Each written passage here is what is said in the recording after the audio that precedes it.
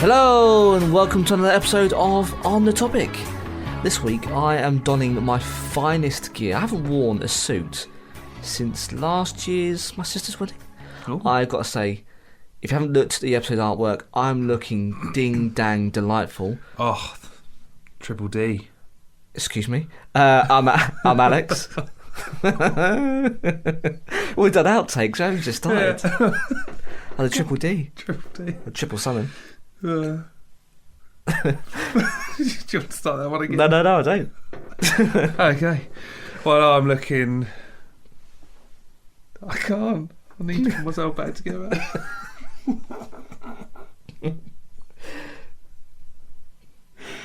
Oh, God. He's lost it. Right. I'm looking dapper. I'm suited. I'm booted. I've got my best suit on, I've got a tie, I've got my shoes, they're polished, and I'm Dan. And welcome to a first for this channel in 5 years. There's tears streaming down Dan's face for the second time this evening. But all for good reasons. Yeah, we haven't done this before, Dan, have we? We have not. So usually we do a festive episode. We didn't do it this year, so we've moved this towards the end of the year. Unfortunately, we were quite busy at work last week. It's not unfortunate, we've got jobs. But it's fine, it's all good. But here we are, OTT Awards, where we're going to give out awards for best films, actors, actresses, TV shows, again, actors and actresses for those, games, and then we've got some music awards as well. We've got it all. Gaming, podcast, miscellaneous awards. It's going to be a good episode. Yeah. So, grab your favourite tipple, or as you're walking along, make sure you're concentrating where you're walking, don't trip over yourself, because we've got a fantastic episode here lined up for all of the things that we thought is worth celebrating in our year. And some of yours too had some recommendations, I guess, from listeners, right, Dan? We did. So some listeners got involved. Perfect. And they've handed out their award, well, certainly against some of my choices. Oh, right. They're actually more of my honourable mentions, but we'll go through those as we go through the show. Would you want to kick off, Dan, with the first award? Let's do it. So, first category is films. Oh, yeah, these are good. So, best film for me. So, do you want to, like doing in the Oscars or other ceremonies, describe what the category is? So this is based upon X, Y, Z, and then we have the drum roll, then we announce. Is that the best way to do it? Yeah. Okay. Let's do that. So this is a category for best film that we've seen? Or? Best film that we've seen. Okay. This year. And my award goes to Oppenheimer. Wow, okay. I don't want people to think I'm just jumping on the bandwagon, so I only recently watched it back to back with Barbie. Yep. I did the old Barbieheimer on a Sunday evening. Did it work? Is it back to back? Yeah. Okay. Barbie's light relief for Oppenheimer. Yes. But the acting in Oppenheimer is just phenomenal. I mean, I haven't seen either yet. Is Cillian Murphy good? He's fantastic. Of course. And RDJ, is it? RDJ's in it. Yeah, he's very good. Yeah. Actually very unrecognisable. Yeah. Did he shave his head for it? And he's got spectacles on. Doesn't look anything like his Tony Stark era. No. It's a very good film. If people haven't seen it, I highly recommend it. But I do have a runner-up. Yeah. Mission Impossible 7 Dead Reckoning Part 1. Okay. And then I've got some honourable mentions. So Spider-Man Across the Spider-Verse, which is fantastic. Don't know if you've seen that yet, Alex. I haven't. I've been meaning to get round to it. Of course, Barbie is on the list. And this very much nearly did make best film for me. It was Guardians of the Galaxy Volume 3, which is an absolute tearjerker. Yeah, really, really well thought out though. Wasn't like anything else that's come in Phase 5. It's really, really good, really enjoyable. Yeah. So Alex, over to you. Yeah, favourite film. This is left field, And actually, I'm somewhat bending the rules here because actually I saw this film this year, but actually it's from late last year. Okay. But I think we'll accept it. Let's do it. Yeah. Anything goes here on the topic. For mine, Within Dan. reason. Well, yeah. For mine, Dan, it's Bullet Train. Okay. Yeah, I've Bullet not Train. seen this. Starring Brad Pitt, Joey King, Aaron Taylor Johnson. It's a dark comedy. It's almost a bit like Snatch. Yeah. A bit of Snatch. So, you know, as they go through the film, perhaps you haven't seen it, listener, but as you go through the film, they then do callbacks to, oh, this was what's happening, and this is how they end up here. And they don't give you everything as it happens chronologically, and you see kind of what led to that point and that moment, and there's a bit of a surprise for the audience who aren't in on it. It's such a good film.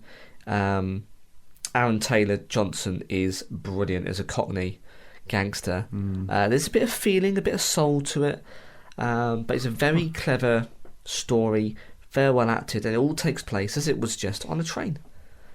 But there's lots of double crossings and unexpected twists.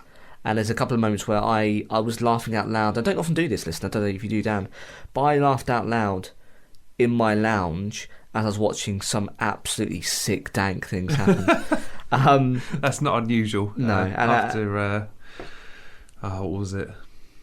What did we watch at the cinema? Well, we just absolutely crazy up. That was John Wick. That was it. John Wick 3, wasn't Parabellum, yeah. Perhaps that sings to my my sense of humour, which is quite dark, but it's so good. So if you haven't seen it, listener, and from the sounds of it, Dan, you haven't, I would highly recommend it. It's not particularly long, just under 2 hours, I think. Very worth a watch. But yeah, my runners-up definitely are Guardians of the Galaxy for me. Really thoroughly enjoyed that one, and the CFX, the computer graphics were fantastic. The score, the music, the storyline. You had some characters that actually had fulfillment. We haven't really had that in the story arc for a long, long time in a Marvel film. Can highly recommend it. But otherwise, no, my favourite film, Dan, was Bullet Train. Bullet Train. And on the socials, we got hit up by Utopia Project. So they gave their movie of the year to Guardians of the Galaxy 3. Oh, wow. Congratulations, guys. Good choice. Yes. Yeah, really good effort, of course, by Chris Pratt and friends. Yeah. It's just phenomenal. Yeah. I think we both bawled our eyes out watching that. Well, I know I did. No, 100%. Yeah, I had tears rolling down my face at CGI furry friends. Rocket, yeah. It's just so touching. Who's the guy who does Rocket's voice again? It is Bradley Cooper. Bradley Cooper. So Bradley Cooper, I saw he did an interview. Actually, I saw this I think last week. He was on some chat show or something, Jimmy Fallon or something, and he was saying that that was all kind of ad-libbed. Like he read kind of what the crux of the story was and kind of roughly what they wanted to say, but he did it basically in one take, and the emotion was actually him kind of going off script and kind of channeling Rocket. Yeah. And he was genuinely upset because he imagined his like childhood close friend passing away, and what you're hearing is legitimate sadness. It makes me feel bad now. Yeah. It's so good. And that's why you get the emotion, because Bradley was just in a really dark, sad place. But gave that authenticity to what is otherwise quite an odd scene, if you talk it out loud. None of it actually happens on screen. It's all CGI. But he did such a good job with Rocket, and he is obviously the star of the show in that film. There's no shouts about that. We do have a review out there as well, so if you want to listen to it, that was from the summer. It was the 12th of May. It was, blimey. Yeah. It's got all the deets. Yeah, got the Rain Man going on today. So next category is Best Film Actor. So an actor that has stood out for us over 2023. Okay. My award goes to Cillian Murphy as J. Robert Oppenheimer. Well done, Cillian. Now, in a film where you've got your RDJs, Matt Damon's, it's star-studded, he does not get lost in that crowd. No. I don't really know much of Cillian Murphy. I think he's only really sort of come to the furore since Peaky Blinders? Peaky Blinders, which I've not watched. Oh, Dan, it's brilliant. Well, not the last season, in my opinion. But a fun, interesting fact, Killian never likes... He's not on social media, doesn't believe in it. He purposely moved his kids from Britain, or should I say England, back to Northern Ireland. Was it Northern Ireland? Is he Northern Irish? I think he is. He is Irish. Could be careful, this is shaky ground. But he moved anyway back to Ireland, and he purposely, because he didn't want his kids to sound like an English person, because we do sound a bit stupid, which is quite funny. You said it. And he speak for himself. And he doesn't like to do press, so whenever you see him, he's obligated to be there, to sit there and to answer questions. But otherwise, he's not going to be doing any fangirling or hyping up. He just answers the questions. Yeah. So whenever you see him, he looks quite bored and disinterested, because he is. Yeah. He does not want to do it. And if you think, films are done 6, 9, 12 months later, he does it. He's doing it, quite some time after he initially filmed. And that's why if you see him, he's just totally in a different place. He does not give two shits. No. And fair play to him. If that's not what he enjoys, and he's got to do it because it's part of his contract obligations, then he is going to turn up and answer the questions. But otherwise, you will never see him animated. And that's why, Dan. Oh, and that's also why you don't know anything about him, because he's not on social media, he doesn't share his personal life, he doesn't engage in the general public, and he keeps himself very private. And actually, that's a really fucking hard thing to do this this day and age. And he does it so well. So I think that's partly why he goes under the radar. And I think indirectly, Dan, although you're not saying it, I think that's why we should celebrate him, because actually he turns up, he does a bloody good shift at work, very believable films, and then goes home. And there's not that many people that you can say do that. My runner-up went to Robert Downey Jr. as Lewis Strauss in Oppenheimer. A double whammy. Don't want to give too much away, but there is a twist with his character, and it's just so phenomenal. The way he could... RDJ's got some acting chops, right? Yeah. He can just turn the dial and he just changes. Just like that. It's phenomenal. It's so brilliant.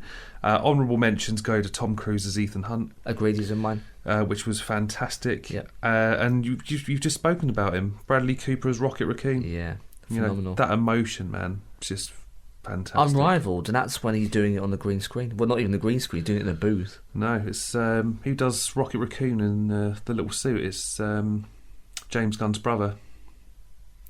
Oh right, yes. He sort of hunches up and walks across the floor, doesn't he? Yeah. But yeah, I don't need to say any more than that. I mean, you covered Bradley Cooper. Yeah, fantastic. Are we doing just films? Or are we doing TV as well? Or we are doing TV as well, but I've separated them into different categories. My best actor or actress is Iman Vellani. I've got honourable mentions for Best Film Actress. I think she has done brilliantly in the Marvels. Yes. I think she carries the film. I don't think that anyone was particularly holding her back, but her enthusiasm and her enjoyment and her ability to act is phenomenal. She really captures Miss Marvel so well. But she's enjoying herself, Dan. She is. And it's infectious, and you can see that. When you see Tom Holland as Spider-Man, same difference. All right, he's not necessarily everyone's favourite Peter Parker iteration, but he's very good. And you can see he's enjoying it. You can see that he's a Marvel superhero fan. And he's thrown it into the mix. You do get that quality, which not a lot of actors get. They read the script and they put their own spin on the story or the character. But do you ever get enthusiasm, really? Apart from the paycheck? Not often. Iman Vellani. Iman's just on a whole different level, Dan. And for me, I think that's why I think she should be celebrated for... I still think, I know we keep on talking about it, it's not a bad film. I think she did a very good effort. And actually, her solo series, whilst it wasn't my favourite of the Disney Plus streaming, she did fantastic last year. She captures the character so well. We both read the comics. We played, unfortunately, the Avengers. And, it's not a character that I've ever related to through those two mediums. But on the big screen, wow, unrivaled. So good. So yeah, round of applause for Mara Vellani for me. She takes the much coveted award, the OTT Best Actress for me. Mine went to Margot Robbie in Barbie. Oh wow, okay. She was very good range of emotion, and there's this really nice scene where Barbie comes to the real world and she's sat at a bus stop and she stares at this old woman and they have this really nice exchange, and Margot literally cries and she says, "You're beautiful." It's just such a nice exchange, but she's got a good range of emotion in that film, and it just works. And I mean, of course, as the star, you've got to carry it, and she sort of gives it. She sort of takes away that sort of jokiness, but makes it a little bit serious as well. Right. Okay. It's a good film. I highly recommend it. I say it made my honourable mentions, but Margot for me carries it. Oh, perfect. And my runner-up went to Hayley Atwell as Grace in MI7. Yeah. And as we said, we weren't too sure what her chemistry was going to be like with, the Tom Cruises and, the cast that really carried that series from day dot. Yeah. But she slots in very nicely. Yeah, you've taken the words out of my mouth. Sorry, mate. She's not typecast. She's not stereotyped. Very capable. She doesn't get overshadowed, nor does she come in and overshadows other people. No. I think we even said this in the episode in the review.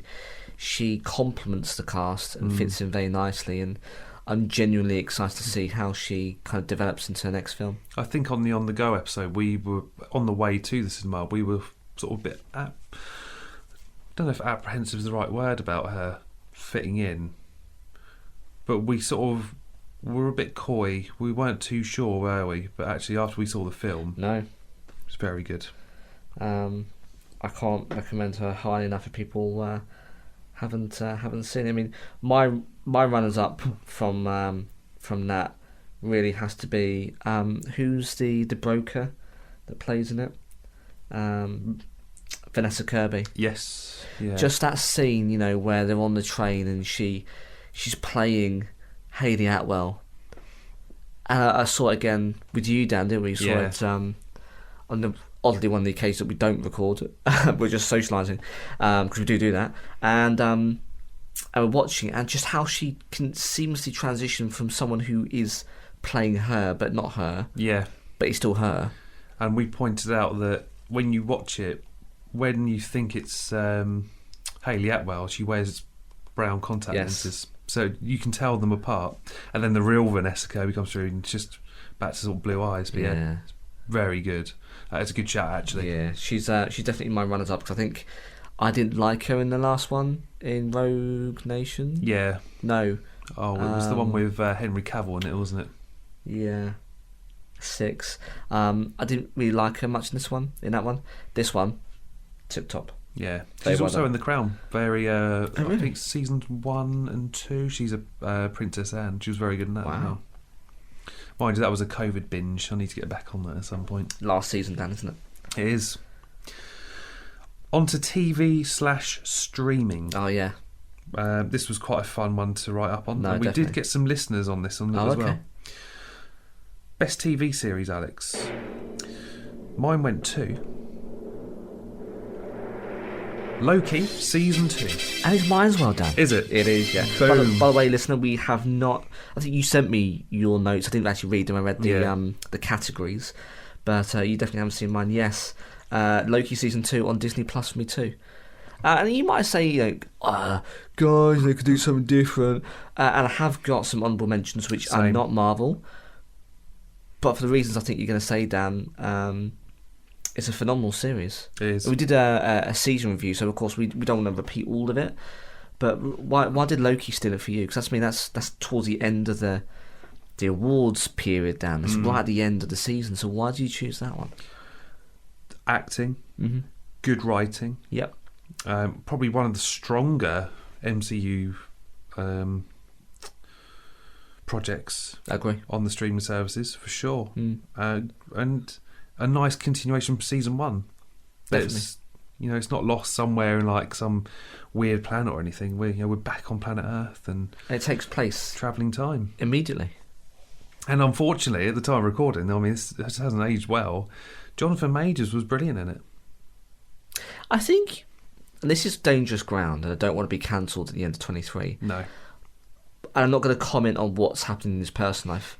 And that's kind of what I want to say is, I think we need to disassociate, although you shouldn't, for the purposes of this episode, I think we should disassociate his personal and his professional life.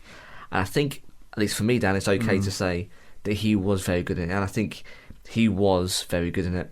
And I don't think there's anything wrong with saying that, because he's acting. Another couple of iterations of Victor Timely were or Kang were brilliant. You can't deny that. I mean, off filming, he's a wrong 'un. Yeah. But on screen, he clearly can act, and he was brilliant in this. We need to talk about the future of the MCU in the new year. We will. And we'll obviously touch that ground. Where does this leave Marvel now with his, essentially his off-field antics? Yes. Do the crime. Do the time. Get in the sea. Yeah. My runner-up, Ted Lasso, Season 3. Right, Apple okay. TV. Now, any episode, any show that can make me laugh, cry, that's up there for me. And it just rounds off the 3 seasons perfectly. It's just so well done. And it's not quite the happy ending I think people want, but it leaves you wanting more, to the point where you could probably do spin-offs. Okay. I don't know what the future holds, but I think Hannah Waddingham wants to do something. But it'd be interesting. She wants to lock him up in a basement to get writing. Interesting stuff. Honourable mentions go to Sex Education Season 4, which we did review. We did. That was a lot of fun. Only Murders in the Building Season 3, was it? How can I forget that? Yes, definitely.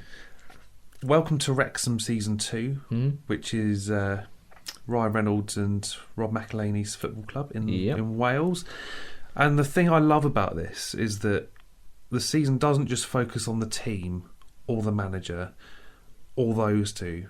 They go from top to bottom, so they focus on certain members of the crowd. Right, okay. There's a really nice human element to it, and it's just very good. And this season, they actually focus a lot on the women's team as well. Brilliant. And, of course, they were chasing promotion at the same time as the men's team. And if they did it, they would then go up into a league where they actually got paid as professionals. Wow. It's so good. Like, even if you're not a football fan, I'd just recommend it just for that human, story of emotional element. Yeah. Another honourable mention goes to The Woman in the Wall, which had Ruth Wilson in it. Oh, right. Very bleak, but you can get that on BBC. And Our Flag Means Death, which was a pirate show with who was the director of Thor: Love and Thunder and Ragnarok. Taika Waititi. He's in it. Very good.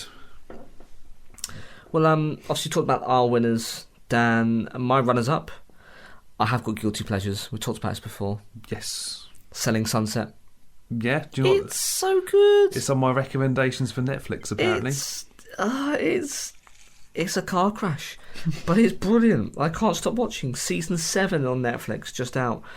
Selling the OC, similar ilk, but this is obviously, as it sounds, Orange County. Season 2, that was bonkers, and again, I really enjoyed it. I don't apologise, and I'm obviously speaking about it and committing it to the internet.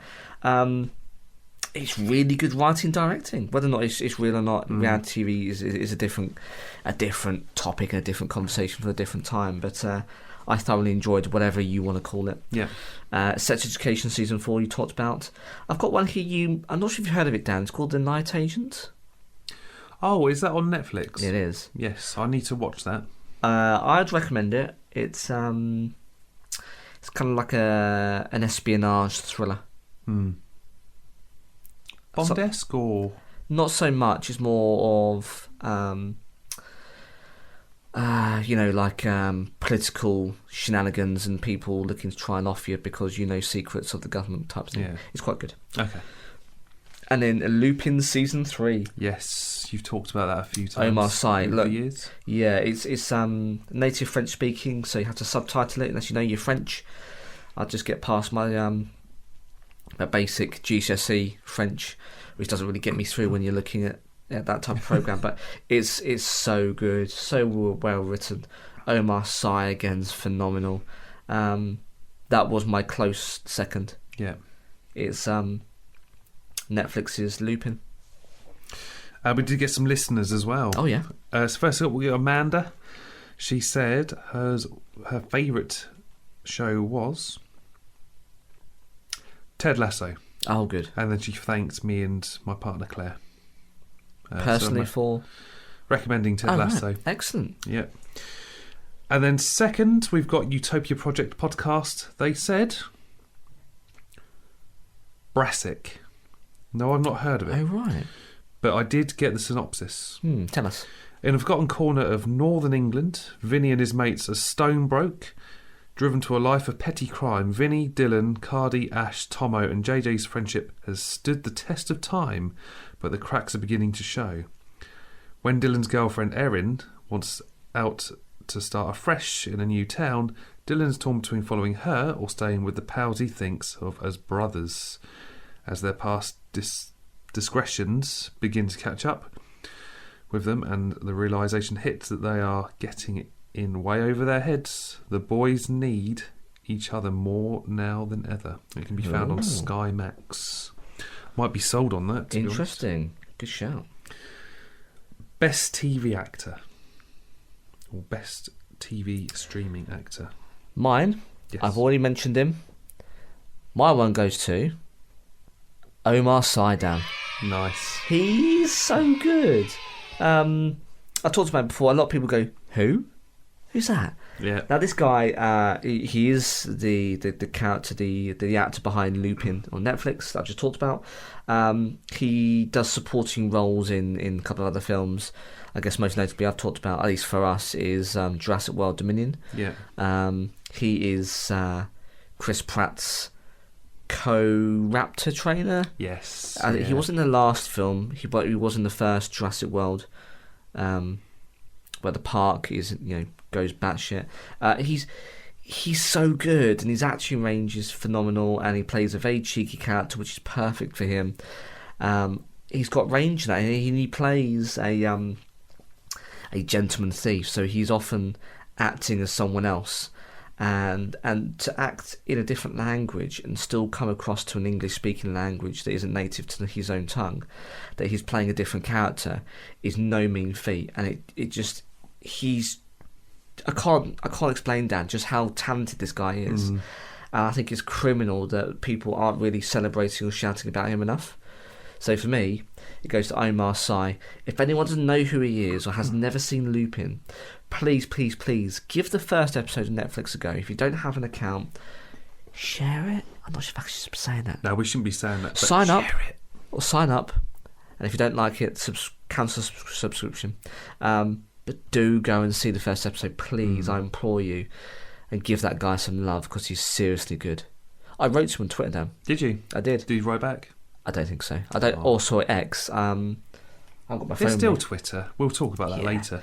But yeah, I don't expect him to respond to me, but I just said to him, that was a bloody good series, very well done. Because even if he doesn't see it, and I'm not delusional to think that people do read these things, but if on the off the occasion he did, he should at least get that positive feedback, because that platform is bloody toxic. Oh, there's probably a lot of bad people on there saying some very horrible things.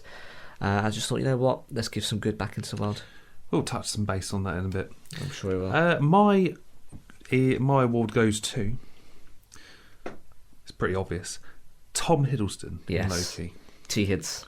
Fantastic again. Runner-up was Ke-Huy Quan as Obi. Yeah. Great return to the silver screen. As we said, in a series which was quite star-studded, he doesn't get lost. No. He's fantastic. Does the quirky character really well. And I want to give an honourable mention. We talked about these two in a lot of depth in Sex Education Season 4 review. Connor Swindells and Alistair Petrie as shout. Adam and Michael Groff, respectively. Yeah, really good shout. Wanted a bit more of those two. Because their chemistry is so good. Brilliant. I think I had, again, some tears in my eyes in the last episode, that last season. Really beautiful acting. Great storylines and very well delivered. Best TV actress? I don't have a TV actress down. Oh. So who's yours? We can run through them. So my award goes to Emma Mackey as Maeve. Oh, okay. Thought she was very good. Again, Out of Sex Education. Yeah, so we talked about that. We won't go into too much depth. Runner-up goes to Ruth Wilson as Lorna Brady in Woman in the War, which I mentioned earlier. Not really a fair award, though, Dan, because she's your... yeah, I know. She's your... I don't know what card you call it. Wild card or hall pass? Yeah. Is she a hall pass? I don't think your missus would allow it if Ruth Wilson knocked on the door and said... Oh, trust me, she's after for... Tom Hiddleston. So okay. We're in a safe space. Okay. Yeah. Honourable mentions... Amy Leward as Amy Gibbs from Sex Education. Yeah, very good. Good shout. And Hannah Waddingham as Rebecca Welton in Ted Lasso. Both phenomenal actresses. And Hannah does a really good job in Ted Lasso. Very well done, guys. Plays the owner of the football club. Initially wanting to take it down because she doesn't like her ex-husband, who loves Richmond Football Club. And ends up, I guess, becoming the good person. She's very good. She's phenomenal, and you'll probably see her all over the Christmas adverts this festive period. Excellent. Music. Yes. This is one of my favourite categories. This was a lot of fun to go through. Best album. What did you go for, Alex? My winner this year is 30 Seconds to Mars, Dan. Ooh. It's the end of the world, but it's a beautiful day. That album's fucking brilliant. Now look, I'm not saying that people need to be a fan of Jared Leto, or like, you know, the disparate or very wide range of music style that is now 30 Seconds to Mars. But the album, end to end, there's a couple of not so good songs. I won't say they're bum notes, but as a collective album, it is so good, Dan. It's very well put together. It's eclectic, and it's very, very odds with what you know of 30 Seconds to Mars. It started off kind of new rock, new metal type. Yeah. I don't know, in the early days, you know, This Is War. There are some genuinely really good tracks in it. One of my favourites is Avalanche. And it's there are some optimistic songs there. Some of it is quite melancholy, but there's optimism, and I don't know, it's because, you know, that's where the two are at their stages of their life, but it's such a good album. I can hugely recommend, even if you don't know anything about 30 Seconds to Mars, just give it a go. Get in at least to 4 songs. If you don't like it, fair play, but I can guarantee a lot of you will stick it out and still think there's something in there. I'll give it a go. Seriously recommend it, Dan. It's the end of the world, but it's a beautiful day. I have got some runners up though. Dude, let's go for it. Far From Saints, debut album. Kelly from Stereophonics, with Patti Lynn and Dwight Baker of the American band The Wind and the Wave. Really good album. Self-titled, Far From Saints. Very talented, lovely, smoky, deep south kind of vibes with obviously Kenny from the Phonics. They're all very talented with, you know, playing their own musical instruments. It's a different type of vibe, and it's very well put together. I'd say it probably channels you know, like Tennessee type blues music without self-titling it. It's great. So yeah, Far From Saints for me is a very close runners-up. I really enjoyed that album this year. Best album for me clearly goes to Blink-182, One More Time. It is good. Again, we don't need to talk much about that. There is a review out there. We don't often do a lot of album reviews, Alex. We should probably do more, maybe. Pick up some albums next year and do some reviews. We'll see. But no, it's a really good album, actually, and I listened to it all, and we do go through each song listing, and I really enjoyed that episode. I'll put in the description below, but there's quite a wide range and some very clever songs in there. They've forgotten the Teenage Angst probably long ago now, and it's more of a greatest hits of all of their side projects, and I really enjoyed it. It was a really good show. Just brings everything together. It was a culmination of their careers, and that's why I've chosen it. Brilliant. My runner-up goes to Hot Milk, A Call to the Void. Oh, okay. I haven't listened to that yet. A band from Manchester. I think I've talked about them every now and again throughout the history of OTT. This album has literally taken them all around the world, all over the world. Wow. They're doing a great job, and I'm looking forward to seeing what their next chapter is. It's like a mixture of pop punk. Imagine fusing that with the Prodigy. Prodigy, yeah. Lovely. Very much like that. Honourable mentions go to All Time Low, Tell Me I'm Alive, another pop punk banger. Busted's Greatest Hits 2.0. There's two versions of that. So you've got one where you got guests, and they had all kinds of people on there. Neck Deep. They had Jonas Brothers. Oh wow, okay. They had Def Havana. Yeah, it's really good. It's such a good album. It's almost like a reimagining of the classics we remember growing up. And lastly, McFly Power to Play, which is really good. So it's almost McFly wanting to be who they want to be. Right. Very good album. And we've got a couple of listeners. Yeah. Luke's given his award to One More Time. Okay. Blink. Yep. And Utopia Project podcast gave it 2. Rancid, Tomorrow Never Comes. Oh. No, a little bit of Rancid. So Tim Armstrong, the front man, did one of the songs on One More Time, and they were in the Transplant together. So. Oh, okay. Yeah, good choice. Really good. Have you got a best single award? I haven't done. What's yours? You haven't. I've given it 2. Neck Deep, It Won't Be Like This Forever.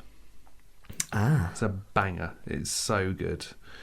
And I gave my runner-up to Yellow Card, Childhood Eyes. Very good. It's always good having a yellow card in there. They're still going. I've got a couple of curveballs here. One's a bit left field, so honourable mention goes to North Ghost, Worst Days, band from Northern Ireland. Incredibly talented, and that song is so good. It's brilliant. It's very catchy, like from the off. Very good chorus. And Def Havana of their cover of If I Could Turn Back Time. Interesting. And they flip it on its head. It's just phenomenal. It's stunning. Familiar but different. Male Artist of the Year? No. I haven't gone deep down these ones. No. Tell me. I've given it 2, and you'll probably agree with me after some of his Instagram videos recently. Alex Melton. Oh, yeah. Well done, Alex. Very well deserved this award. He could be coming back onto the list next year, Alex, because he's doing his own album with his own music. Oh, is he? He is. His covers is fantastic. He's done a couple of reimagined Christmas ones. Yeah. That you no doubt would have seen. I think I even tagged you. I was like, well, the reason why I'm seeing this because Dan's liked this video. It's like, I don't know why I'm even tagging you because you've already seen it, but it's so good. And the guy he's a workhorse. Like, I don't know how he manages, but he's just so talented. He does his own instruments, and he does seemingly his own videos. He edits and captures. He's so talented, and I really enjoy the stuff that he puts out. And he's doing new stuff every week. Just reimagines your childhood songs, essentially. So good. He'll make a country song pop. He'll make a pop song country. He's just so talented. Yeah, I agree. Really good shout. Female Artist of the Year I struggled with. I've just given it to Taylor Swift. Because why not? Because it's Taylor. It's Taylor. Yeah. Band of the Year. Have you got a Band of the Year? I have not. We can squeeze yours in if you want. I've gone for Blink-182. Okay. What a comeback with Tom DeLonge. Yeah, definitely. They've come home, Dan, and it feels right. Band of the Year, Alex. We got some feedback on this one. Yes. So Luke got in touch. His Band of the Year award goes to Neck Deep. Oh, right. I've listened to some of the stuff from end of last year, I think. Yeah, the new stuff is fantastic. New album out in January, which we'll no doubt talk about in most anticipated 2024. But yeah, Neck Deep. One to keep an eye on in the new year, I reckon. Oh, good choice, Luke. And of course, tying very well with Blink-182. Mark Hoppus once appeared as a guest on one of their songs, December. Oh, of course. Yeah. I mean, that man gets around, doesn't he? He's always doing cameos and guest vocals. Spreading his musical seed. He is. So to speak. That sounds filth. It's Mark Hoppus. He's probably going to be. Yo, yes. Yes. Right, let's go on to gaming. Oh, yes. Best computer game, Alex. What was yours? I had to think about this long and hard, Dan and listener, because it was a quiet year in the first half of the year, in my opinion, and then it kind of sped up towards the end. I deliberated a lot. I'm very, very fortunate that I have most of the consoles. So I'm very fortunate I can play lots of games, or the big ones that have come out this year. But with much deliberation, my winner this year, Game of the Year, Dan, and listener, is Starfield. Ooh, Starfield by Bethesda Games, Xbox and on PC. I think it's really good. It's got a mostly positive or mixed reviews. I think aggregated score on Steam. I think that's largely because it does lack polish. So it's one of those games which has been released, and unfortunately, modders have had to kind of finish it off and make it slightly better. Bethesda haven't really stepped up and responded too much to some of the gripes. Games these days are shipped almost incomplete. That's not new. So I'm not saying it's right, by the way. It's bloody annoying because back in our day, when games were shipped, that was it. Yeah, they were on a cartridge. There's no fucking chance of downloading or updating. It is what it is. If it's broken, you've got like class action lawsuits in your hands. As you say, they're on cartridges, they're on CDs. Yeah. PlayStation 1, PlayStation 2, people weren't really networked up, or even on the PlayStation 2, even though you could. And I did later, before the PS3. You didn't do it. So if the game was broken, you couldn't send out a cheeky last-minute patch. Whereas these days they do. And it's cheeky, and it's not right, and it's quite the opposite. Bethesda have come up with a really good game, in my opinion. I think just a lot of people want more from them, and I don't think it's a bad thing. The expectation is very high, and I think they've done very well. It's a first-person shooter. In that it's an RPG, so you go and you follow around a storyline. You can look at your character, you can buy cosmetics, you can mod guns and weapons, you can build ships from scratch, you can be a pirate, or you can be a mercenary, you could be some of the good guys, or you can be anything in between. And then there's towards the end game, I don't want to spoil it, but you can unlock powers, and they can be upgraded as you experience up, and then there's a replayable factor. And all of that can easily get you 50 or 60 hours without blinking. And that's just the basic stuff. So for me, Dan, I really like this game. I think there's lots in it.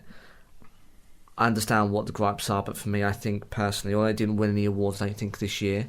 No, I think got a lot of criticism from the main outlets like IGN and. It did. But what do they know? Yeah, exactly. You listen to OTT. We do what we want. We tell it like it is. So I'm probably one of the very few, but I actually think that they should be celebrated for what they've done. I think it's been many years in the making. But if you don't have an Xbox, PC, or perhaps there's other things, well, I have got runners up, Dan. Yes, do. Pray tell. Killer Frequency. This is by Team 17, so the guys did Worms. Oculus Quest, and on console, you are the role of a radio DJ, first-person shooter, first-person view, and sort of a bit of a puzzler, and you've got to try and save people's lives who are slowly but surely getting picked off by a serial killer that's come back 30 years later. It's kind of tongue-in-cheek, dark comedy. Bleak, but sounds good. But they dial into your radio show late at night, and they're like, he's outside, what do I do? And you've got to choose options very quickly about when to tell them to run to the car, or where to lock the door, or where to hide in the closet. And depending on what you do will dictate whether or not they survive the encounter with the killer. And then there's things in between. But it's all about you in this smoky, small-town radio station. And I'm a radio DJ, and I find it really probably too immersive, especially with the Oculus. It's VR. But it's also on console, so I can highly recommend if you want something a little bit different. Hogwarts Legacy. I still haven't played it. WB Games. It's on all platforms. It's a little bit empty. There's a massive open world, not an awful lot in it, but I quite like that. Spider-Man 2, of course, Insomniac Games, PS5. And Hi-Fi Rush. Have you heard of Hi-Fi Rush at all? Nope. Sell it to me. Third-person, anime-type style art. I'm trying to think. It's kind of like a 3D platformer, but you have to button smash in time to the background music. And the world has a beat, and you play to that beat, and you smash to the beat, and you pull off combos, and it's a lot of fun. I didn't think I'd enjoy it as much as I did when I played it, and it's one of those those creeper games. They go, not as in they're creepy, but they're very, very under the radar, and then they come out and they're just a sleeper game. Perhaps. Yep. Very, very good. Hi-Fi Rush. I can highly recommend it on all platforms. If you want something different. It's a third-person, button-mashing, robots-killing game, but I really, really enjoyed it. So if you're not into the big ones, highly recommend Hi-Fi Smash. Lovely. Well, I couldn't choose a favourite game of the year because I'm never really ever up to date with the current games. Okay. Which really sucks. Well, you should see you know about my gaming backlog. I do know about you. Which is insane. So I'm literally only about to finish Miles Morales on PS4. So next year I will be looking forward to Spider-Man 2. So I've given that my runner-up. Okay. From what I have seen, I don't care for spoilers in games. It's very good. But it looks fantastic. Travelling through wind tunnels and stuff. Yeah. But my winner comes sponsored by the Protocol. Oh yeah. The Bro Team. My younger brother. He gave Best Computer Game to Baldur's Gate 3. Okay. I've seen things on the internet. It looks a bit wild. Right. Is it true that you can have sex as a bear, or is it with a bear? I mean, I hope either is correct. It looks insane. It might get a little bit ropey at times, but why not? I think it's out on PC at the moment, but he was saying it's due out on the bigger consoles next year, like Xbox and PlayStation. And it's from the world of D&D, is that right? I think so. Okay.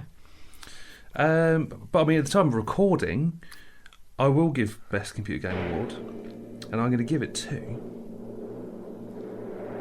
Zelda: Tears of the Kingdom. Oh, okay. I got it as a Christmas present. Lovely. Bit of a slow burn at the start, but as you get into it, actually it picks up from Breath of the Wild. Mm-hmm. And much the same kind of mechanics and playstyle? Very much the same, but you can create your own things to get around the world map.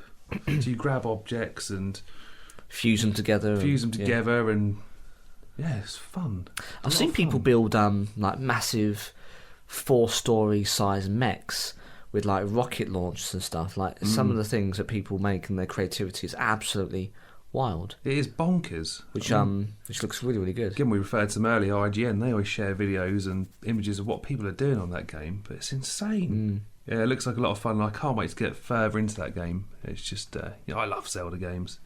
I'll go back to Ocarina of Time. Yeah. Always. Time, that was a beautiful game. Oh, it's wonderful. I would just give that game of the year every year if I could.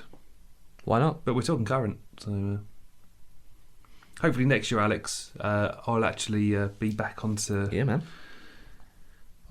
current terms with games. Hoping to get a PS5 in the new year once Tokyo's out of the way. Yep. And Final Fantasy VII Rebirth will be on the agenda, as will Spider-Man 2. I will play that. Lovely. Something to look forward to. Indeed. Most anticipated, I might say, Dan. Yes, absolutely. We'll talk about that more in the new year. We will. We've got over to the listener. We've got the Utopia Projects podcast. They gave their gaming award to Farming Simulator 23. Okay. It's a bit of a left field choice. Those simulator games are, though. It's a couple of years old now. Have you seen the car wash simulator?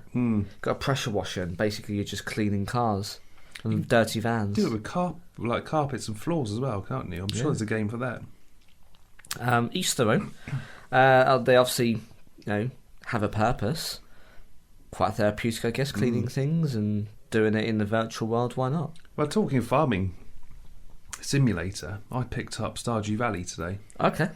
So I'm looking forward to getting my teeth into that. Just something to sit back, relax, burn some of those sweet hours away where I'm going to be bored, and do a bit of farming, mining, sell some shit to people.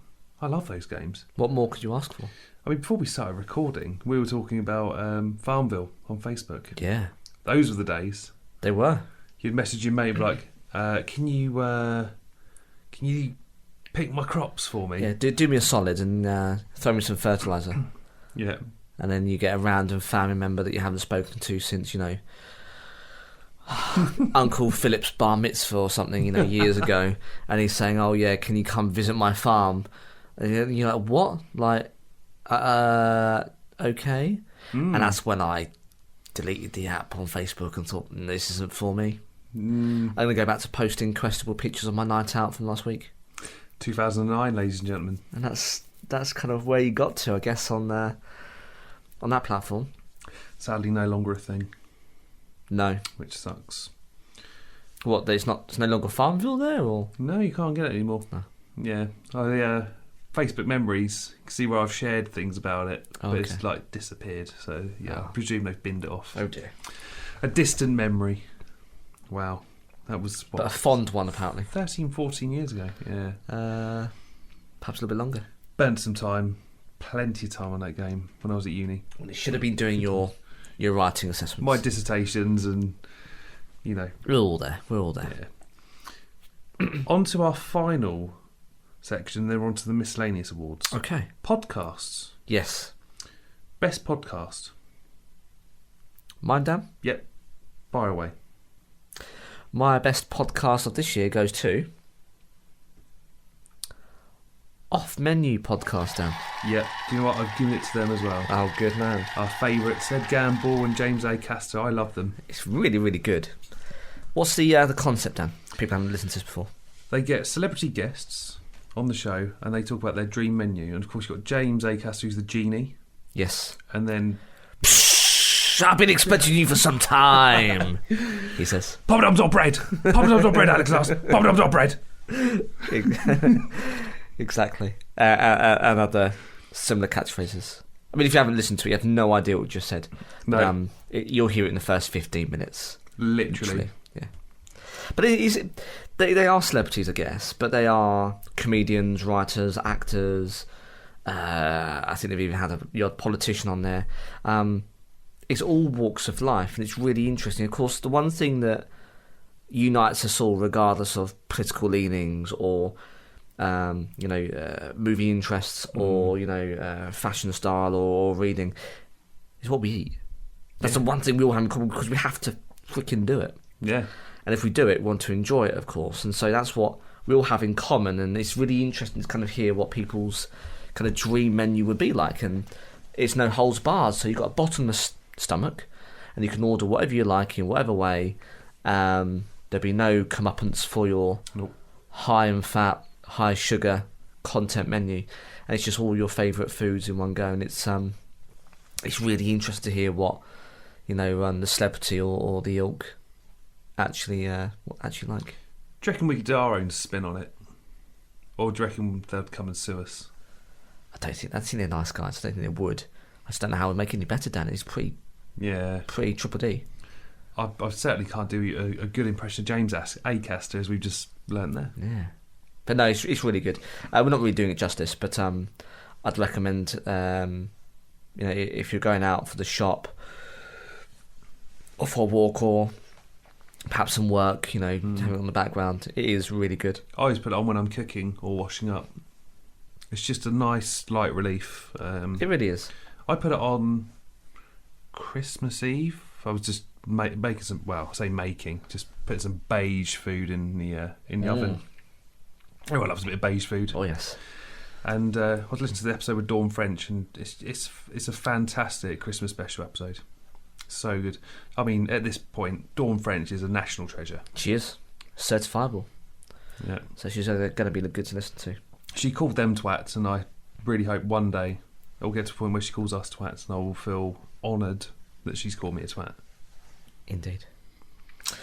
But runners up, Dan? Yep, go for it. I've got the Y-Files. They're doing conspiracies, they debunk.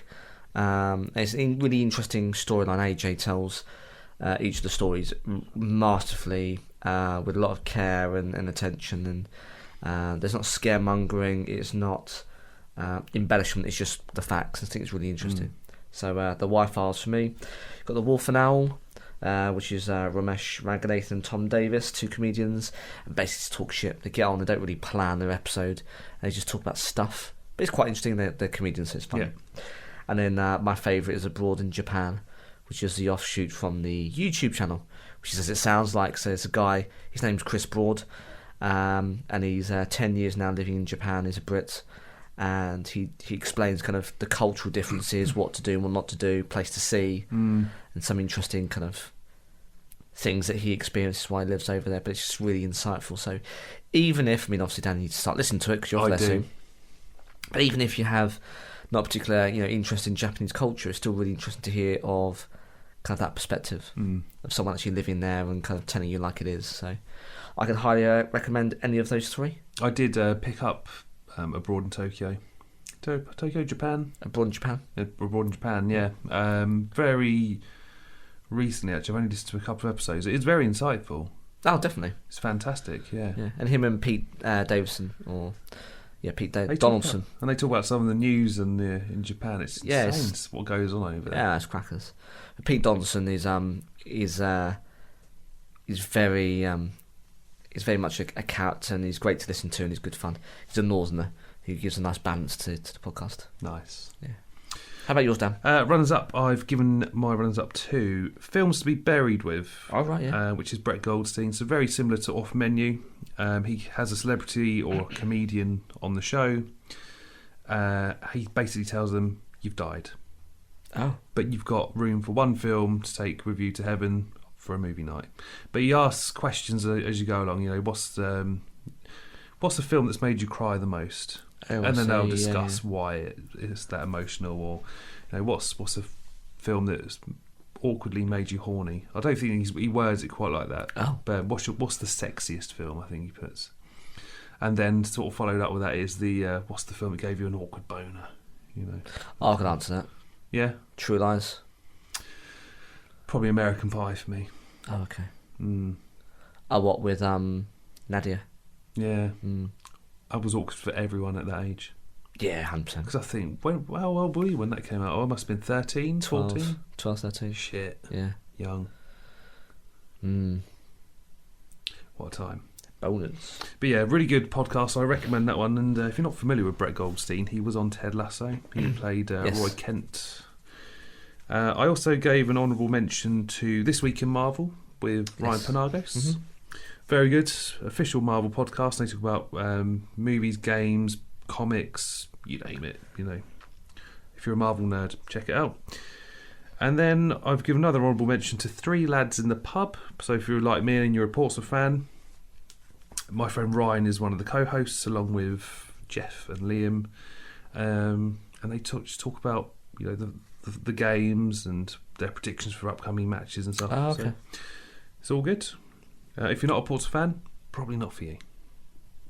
But still, sounds like the kind of thing that you could get on board with and join them in the pub. Yeah. Okay, miscellaneous awards. Yeah. This is one of my favourite sections. Okay. Favourite OTT episode? Dan, I've gone with OTT number 90. Ooh. What was that, number 90? I was expecting you to say 94. No, your favourite 90s films classics Volume 2. Oh, yes. For the 22nd September this year. I had a lot of fun doing it. I researched it whilst I was on summer holiday. Came back, got some lovely sound bites, some clips. Had a lot of fun reminiscing and lots of nostalgia. And had our spin-off Deep Blue Sea. Yes, episode we did.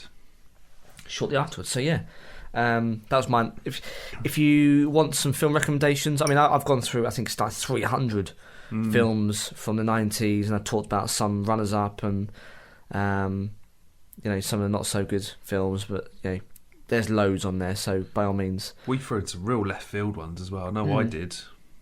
Films like Desperado and with penis guns. The penis guns, which carried across into another film.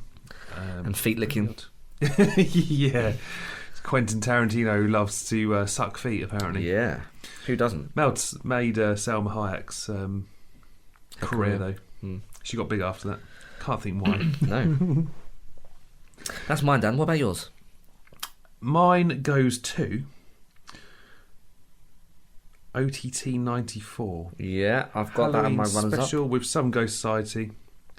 We talked about it in the Christmas episode, but if you haven't listened to that episode, then I say it's worth checking out, because it's not just about paranormal, but they try and talk about the normal. And yes. There's some real left field stuff in there as well. So we talked a little bit. We touched upon it, like multiversal stuff and unwittingly, yeah, sort of theories that around paranormal that might necessarily be paranormal, but sort of it's like a cosmic universal thing. It's a good stuff. Oh, that's great. Honourable mentions. Yeah, I'll mention OTT 94. We've got OTT 89. Mind-blowing facts, Volume 1. That was a lot of fun. 15th September. Really interesting. A lot of random things in, as you'd expect. Some things which you wouldn't ever think of, and some things which is like, surely that's not the case. A lot of fun researching that episode, and a lot of them are really mind-blowing. Like extending towers. Extending Eiffel Towers, yes. Japan, with their 300 plus flavoured Kit Kats, which might inspire a future episode in 2024. I'm looking forward to if it happens. Yeah, I need to go pick up plenty of Kit Kats to do some YouTube videos. Plenty of additional luggage for that return flight home. Might have to get a bucket as well for that episode, just in case. There's some nasty stuff in there. Indeed. I've got OTT 79, World's Craziest Coincidences, Volume 1. That was a lot of fun. 23rd of June. We talked about in the last episode, Jack Black. Yes. And his famous mum, legendary mum, amongst others. OTT 73, The Dead Internet Theory, from the 14th of April. I've got that in my honourable mentions. How relevant. At the point we did that episode, it was almost like AI just blew up. Or did I just become more aware of it? I don't know. It was everywhere, though, and still is, to be honest. It's very... It is topical, and it's all... I mean, you'd be very hard-pressed not to find mention of AI in the world press in any given week. There's always going to be an aspect on there. But we actually talk about, the tipping point between AI-generated content online versus human, and just how fast this stuff's being created and churned out. At some point, and some people already say it's happened, there'll be more content on the internet, and actually, you've got to question, is it real? And it's a really fascinating episode to kind of get your ears around. Well, interestingly, didn't Paul McCartney recently finish an old Beatles song using AI to replicate John Lennon's voice? Yes. Mind-blowing. So it's all over the place. I think there's an AI written book which you can get your hands on. You'd have to listen to the episode. I can't remember what that book was called, but it's like a book of poems by AI. Yeah, it's great. Really, it is a head-scratcher. It really is. Next award, Bomb of the Year. I think ours is the same, but I think we both question it. Yeah, for sure. Do you want to go for it? Have you got The Marvels? I have. Which is really unusual, and I know people are probably scratching their heads at us going, well, why have you said The Marvels? No, you guys talked in the last episode about how much you loved it. Why is it a bomb, Alex and Dan? Well, it's flopped at the box office. It has. Because of the twats on the internet. All the incels in their mums' basements. Yeah. Well, when they haven't seen it. In my notes, but The Marvels, apparently. Yeah. I agree. It's not a bomb, but from a financial standpoint and box office standpoint, it is. But I don't see it. We really enjoyed it. We had a lot of fun.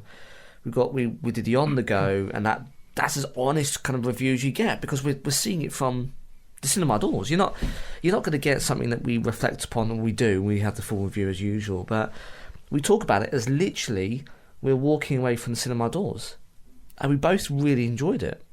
We did. So yeah, mine's tongue in cheek, and I think yours is in the same spirit, which is it's not a bomb, but it's not a lot of people think it is. The only thing I'd just say is, look, keep an open mind. Don't listen to those reviews, because a lot of people haven't actually seen it. I think it's a standalone film. It does a pretty good job, and there's some really good aspects. So don't take people's word for it. Don't give it a skip. Go watch it. I like it. We talked about that vicious cycle, didn't we? You know, people going into go, oh, it's crap, it's flopped. But you don't know that because you haven't seen it. And the box office speaks for itself. It didn't rake the money in because no one was seeing it. So you can't say it was crap when you haven't watched it. Correct. Doesn't make any sense. But yeah, listen to us. It's a great film. Trust us. Go and enjoy it. I mean, you'll have to wait till it's on Disney Plus now, but I can't imagine that will be long. That'll be soon. Yeah. Got to be. Getting the C award. This was my favourite. I think mine's same as yours. Is it Elon Musk? Yeah. Our award goes to Elon Musk. Yeah, there you go. And you can take Twitter and X with you, you fucking bellend. Yeah. And every rocket that you're sending up on SpaceX, is it? Or whatever it's called. SpaceX. Is that what it's called? Maybe. Is that what you said? Yeah. What's it called? What's his rocket company? The Knob Rockets. That'll do. I don't know. Every time he sends those supermassive rockets up, yes, it's good for science, it's good for, commercial space flight, but he's punching literal holes in our atmosphere with these fucking knob rockets. Stop doing it. Stop blowing this shit up and start getting it right. I know you've got to innovate, but Jesus Christ, can you do it in a more ecological friendly manner? Yeah, please. And Twitter, it's just even more hostile and nasty as ever. There's some arguments to say, though, Dan, that he's done it because he never liked the platform. So he's bought it just to dick around with it and go and pummel it into the ground. Do you know what really bugs me as well, actually? That's a nice little segue into one of the listeners. I've got an honourable mention. Sorry, Dan, very, very quickly. I just need to make it clear. I didn't say SpaceX. Oh, it's SpaceX. It is SpaceX. SpaceX. It is SpaceX. Yeah. But I appreciate I just sound like I'm saying SpaceX. I do have an honourable mention, but this does sort of lead quite well into the whole Twitter/X thing. And we've got that Ale guy. His Getting the C award goes to verified accounts with less than 3,000 followers. Yeah, because you can pay for them now. You can pay for a blue tick. Why? Why are you putting money in that knobhead's pocket? But surely it devalues it, because what's the point? Anyone can be verified, so therefore no one's verified. There's no exclusivity. What does it tell you? You just pay a monthly subscription of $8. Yeah. Whatever it is. You think back in the day, when we went onto Twitter, the only people with a verified blue tick were celebrities. Yeah. Or sports teams. Whereas now, everyone's got one. Yep. I mean, I don't know why you're paying for it. Get in the sea. Honourable mention goes to Joey Barton. Yeah, he's kicking the hornet's nest at the minute, isn't he? He is. At the current time of recording, it's about female commentators and pundits. I just don't get it. He's got some beef with what's Alex's name? The lass. Oh, did she used to play for Arsenal and for the Lionesses? Yes, I know who you mean. Keep talking, I'll find out. He took shots at her, and she had such a classy comeback. She was like, basically, he didn't address it at the weekend that he came out with the drivel. She effectively said, look, keep on doing all the hard work. It's being noticed. People are enjoying the games. We're getting more time. We're being recognised. We'll soon, hopefully in the future, be paid the same in terms of professional footballing status. Keep on doing what you're doing and working hard. Basically just ignoring him and just basically saying, keep your head down and crack on. And that was so classy. Brilliant. Yeah, or Alex Scott. Alex Scott. Yeah. But Joey Barton, just an arse. Stop being divisive. Does he play football anymore?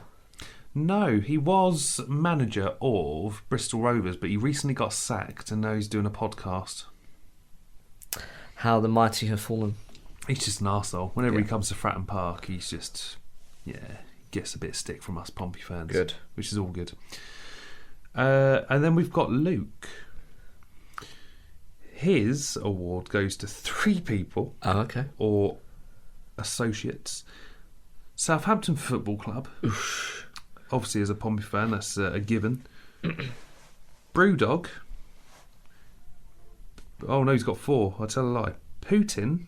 And the Tories. Okay. I mean, that's a lot to digest there, but Brewdog I would happily agree with because the bloke that owns it is a knobhead. And the culture of Brewdog is horrendous if you're an employer. So there is a documentary about it on BBC, which he's denied all claims, but that many hornblowers. Okay. Yeah. Well, we all know about Putin. Yep. We don't need to go there. And the Tories, wow. It's a nice little segue into Dick/Villain of the Year, Alex. My award went to... Oh, you guessed it. The Tories. Okay. Yeah. Mine, Dan, went to Andrew Tate.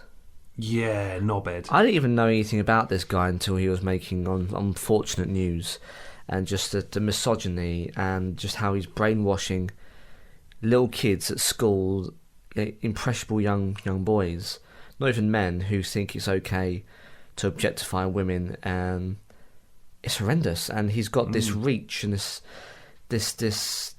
almost this pyramid scheme, seemingly, of, oh, if you buy into this, then I'll get you wealth, riches, and women.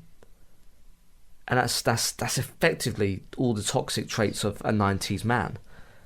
Well, why have we not learned in the last 30 years? Like, none of that's cool. And yeah, all right, you have money, but I'd argue, are you really happy? Because some of the stuff you're saying doesn't look like you are. No. And you can firsthand speak to any teacher, probably in the school, and say, across the country, and say, what's your impression of Andrew Tate and his effect on schoolboys? And it's not positive. I think we picked up on this on our 5th birthday episode. Someone asked us a question between him and someone else. It might have been the Brewdog owner, actually, but I think Andrew Tate sort of takes the crown really over the two. It's horrible. There's the stuff he's spouting. Like, you can have those opinions, but not on impressionable kids who don't know any better.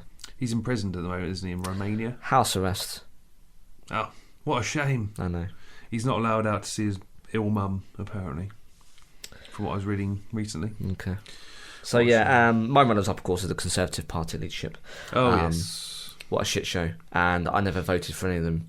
And they continue to keep on shuffling the cards and the deck and the cabinet in the hopes that they'll hold on to power in May next year. And people have short-term memories, and those people probably will vote them back in. I hope not, because I can't do another 5 years of this shit. I know. But unfortunately, there's not anyone who's any better, but the last 3 leaders of the Conservative Party, no one actually voted. No one voted for, or at least 2 of them. So at least we have an election that actually people have purposefully and consciously decided to screw up the country. And if they've consciously done that, then that's on them. But at the minute, we're getting people who actually have no kind of elected say, but yet, because the rules are say they have to, because they can, they are, and that's just not right. I mean, they've taken the economy in the last year or so. Apparently trying to put you on a boat, on a barge, that's full of legionnaires and get you sick, and then deport you to Africa. I mean, what the fuck have we got to do with that? Oh no, it's bonkers. What right do we have to put someone in a fucking plane? Rwanda, isn't it? They fly them to Africa. Why should the African countries take people that seemingly apparently we don't want, but yet then we find it hard to be able to fulfill jobs? Getting onto a soapbox here. The point I'm making is, we don't get political either usually. No, but we've both got a lot to. No one asked for this. No. Since when have we become an isolation or I can't think of the term. An isolated nation that apparently hates people. Don't speak for me. Yeah, don't speak for me either.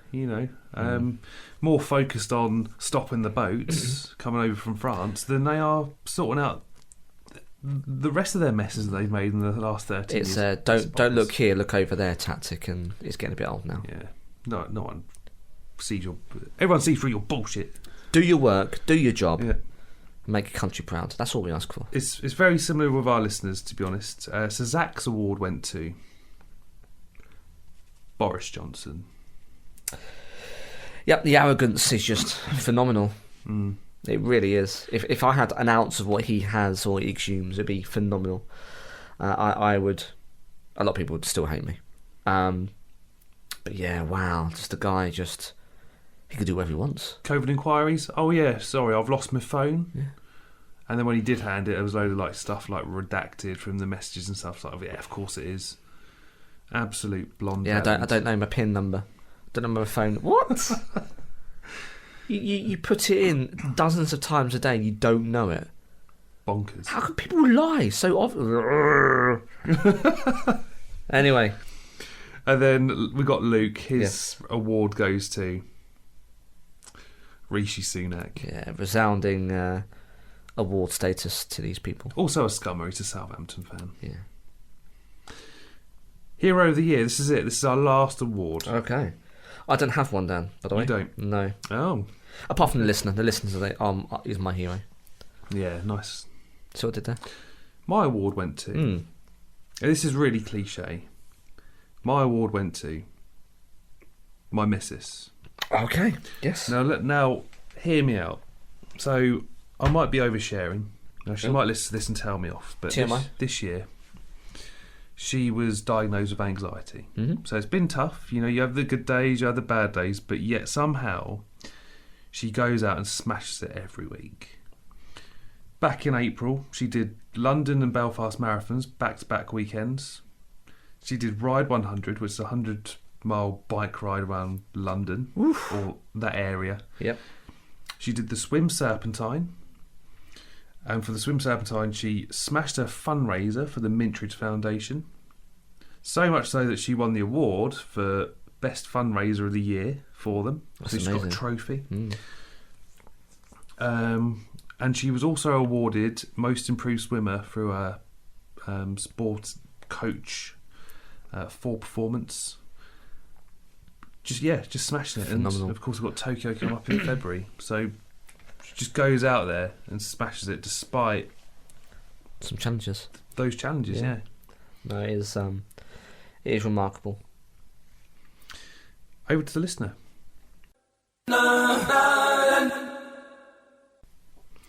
Just the one. That ale guy, he gave his award to Daily Tipple for being the go-to guy to call bullshit out. Okay. And we like heroes like that, right? We do. I've not heard of him. I don't know where to find him. But maybe we'll check him out. Yeah. But I mean, we've already called a load of bullshit out today in the miscellaneous awards with, Get in the Sea award and Dick filling the year. Yeah. I'm a bit sad we didn't do a Get in the Sea episode this year. Maybe next year. Or Grind Your Gears. That's it. What Grind Your Gears. That's a good episode. Didn't do it this year, but maybe there hasn't been enough annoying us. Is that a good thing? There must be. I think that might be a good thing, especially as I get older and more miserable. Not going to bode well for next year. A year older. We'll see what happens. Perhaps it'll be next year job. And that's it. That is the OTT Awards over. Go grab your champagne, sit back and relax, kick off your high heels and your smart shoes, put on your flip-flops and your sliders because we've got the after party, and we're going to go enjoy ourselves, Dan. We are. It's been a glitz and glamour show this evening. It has. We've handed out those awards. I don't know what the award looks like. A giant wave with OTT on the front. our faces on it. We've got to have AI generate one of those. Yeah. It's going to happen, isn't it? I'm going to do it. Yeah. We'll do it. So look out for that. But yeah, well, we've handed out those lovely beauties, whether you like it or not, and hopefully there's some there that you guys recognise. But look, there's plenty of time still to get involved. If there's some that we've missed, some categories perhaps you want to comment on, or someone that you think actually should be more worthy of the awards, then by all means, still get in contact, still write to us, send us a voice message and let us know what your input is. We're still really interested. Of course, we've got some episodes coming up in the new year. Yep. We will have your most anticipated 2024, where we talk about not just what we're looking forward to, but what you are as well. So get involved. It's a good episode, one of our favourite annual episodes. Yeah, it's really good. And then after that, we're going left field. We're going down another rabbit hole. My favourite. The life simulation theory. Starting strong next year. Yeah, it's going to mess up some people. They're going to be looking for glitches in the Matrix and questioning reality. But, when would you not when you're listening to an episode of OTT? Sounds like a typical OTT episode. Oh, it's going to be good. Mandela effects, conspiracy theories, dead internet theories. This is it. Folklore. Yeah. It's a thing of beauty. It will be. Paranormal. We love it. So if you want to get involved, we are on Facebook, Twitter, Instagram, TikTok, Threads, which is at On The Topic Pod, and then we've got Gmail, which is On The Topic Podcast at gmail.com. And if you follow any of those, there is a link to Spotify for podcasters. Oh, it's good, yeah. I want to say it was Anchor, but you've been saying it for 5 years. We can let you off. Click on that link. Tell it that you accept to use your phone as a microphone, and then send us a voicemail like some of our previous listeners have in the past. Yes, please. And then we've got WordPress and YouTube, Alex. Yeah, it's ontopicpodcast.wordpress.com. Can't even remember now. On there's our back catalogue. You've got our ugly mugs. Got our newsletter. Subscribe, and you can be notified when we drop a fresh episode. Straight committed to the internet. And you can read up all about us on there. And also, we've got YouTube, so everything that you're listening to now is miraculously on a visual form as well. Who'd have thought it? That's at OTTGITS. All you've got to search for is On Topic Podcast. Subscribe and hit that notification bell again when an episode drops. Plenty of you do stream and watch us on there. Thank you so much. Continue to do so, and we'll put some more content over time on there. Perhaps we'll have some cameras and film do some videos. Yeah, I'm sure we'll try and do one with the Kit Kats, to be fair. Oh yeah, good shout. That'll be a lot of fun. People seeing us disgusted eating a soy Kit Kat. Thrown up into a bucket. Oh yes. Not because it's soy, just maybe we won't show that. Overindulgence, perhaps not. Maybe a soy Kit Kat would be good though. You think salty and sweet. Maybe. Umami. But yeah, it's all out there. So by all means, you've got no excuse. Subscribe, stream, listen, and as you say, Dan, get involved. Yeah. That is it for another week. I'm on the craft beer now. I'm on Made of Brighton, unbarred, a casual pale, weighing at 4.5%. I've been Dan. And I'm going to take off my tux and strut around the dance floor. I'm Alex. And we'll see you next time.